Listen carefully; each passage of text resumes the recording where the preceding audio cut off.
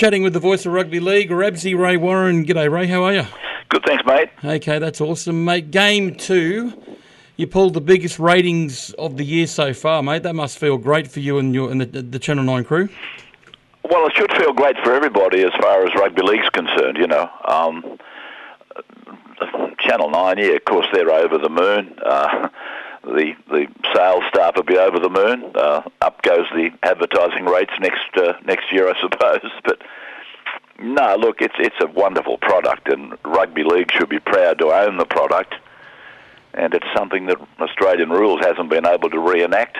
So it's a win. It's a win all round. But personally, I just do the commentary and just add I don't know, just a set of eyes for those people that are unfortunate enough to be there. Yeah, that's exactly right.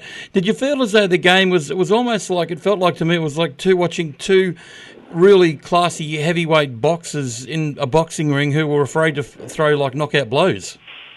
Yeah, I think that's a fair call. You know, I mean, New South Wales probably were too scared to be flamboyant. They knew they'd won game 1. And they didn't sort of go into the game thinking, well, we can play razzle-dazzle football here and blow this mob away. We'll play our cards close to the chest. And Queensland went out and they just basically did the same thing. They grabbed 2 points. They grabbed another 2 points. They were quite happy to edge their way to victory and take it back to Suncorp. So you're right. It was like two blokes that really held high regard for each other, and neither was prepared to really chance their arm. I think that's the best way to put it. Yeah, it wasn't until probably almost halfway through the second half that we started to see the ball getting chucked around a little bit. Yeah. But a lot of what I saw was Gallen and Robbie Farah taking it just one up, and they were sort of like, you know, starving a lot of the possession from guys like Jared Hayne. And I know you and Phil said it in the call a lot. You can't do that. Well, he in particular, Gus, he was pressing the point, and it was obvious when you stop to it. In fact, when you stop to analyse a lot of the things that he says, they just make common sense. And Gallen and Bird, they both tried their guts out, but gee, they hog so much of the ball when there should be no interruption. It should be flowing out to those blokes that are, you know, have got the runs on the board. That's what Hayne wants. That Jennings want. They want quick ball. They want quick play of the balls, and they need space. But they're not going to get it while you've got forwards that are trying to put their head down and their bum up at the wrong end of the ground. That's the point I have to make. At the wrong end of the ground. Could you sum it up now? I know we've spoken before about you've got a picture of Jared Hayne in your wall there, and that's the only player you have on your wall at home.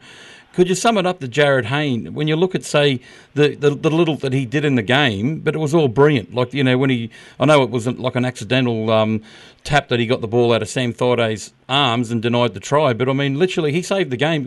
You know, he'd have to go down as maybe one of the number one players in the competition right now. Well, if he's not, I don't know who is. You know, it's quite incredible, really. All season long, we've been talking about, when will Greg Inglis replace Billy Slater as number one for Australia? But now I think they must be thinking, well, hang on a moment, Jared Hayne already is the number one fullback in Australia. And at the moment they're able to fly under the radar because Jared's playing for Australia in the centres, and I think that's what Tim Sheens will continue to do whilst ever Billy Slater's around. But Billy celebrated his 31st birthday on Wednesday night, so Billy's probably only got a couple of years left anyway. But, you know, if you ask me who's the best fullback in the world today, I'd probably still run with Slater because of his work rate, but Hayne is probably more explosive than Billy. Yeah, at the moment, that's for sure. Do you think we need to bring back the Biff? No. Definitely not? No, there's no need for Biff in the game. I mean, there's every way in the world that you can hurt a player with good, controlled, aggressive rugby league. And what people don't understand is there's people where you are now that are trying to get kids to play the game, and Mum has a big say in that. And she doesn't like blokes just standing there belting the bejesus out of people. She doesn't like the unnecessary filth in the game. And the mandatory 10 minutes in the sin bin has taken the punch out of the game. I personally wish they would put the mandatory 10-minute sin bin across the dangerous tackle. I think you'd see that eradicated from the game as well if you do that. But, you know, you can't ever get out of my mind Origin 1 was just a great game. There was no punches at all. Yeah, absolutely. All right, mate, thank you very much for your time this afternoon. Love chatting with you. We'll chat with you same time next week. All right, champ. That's Rabs Warren there joining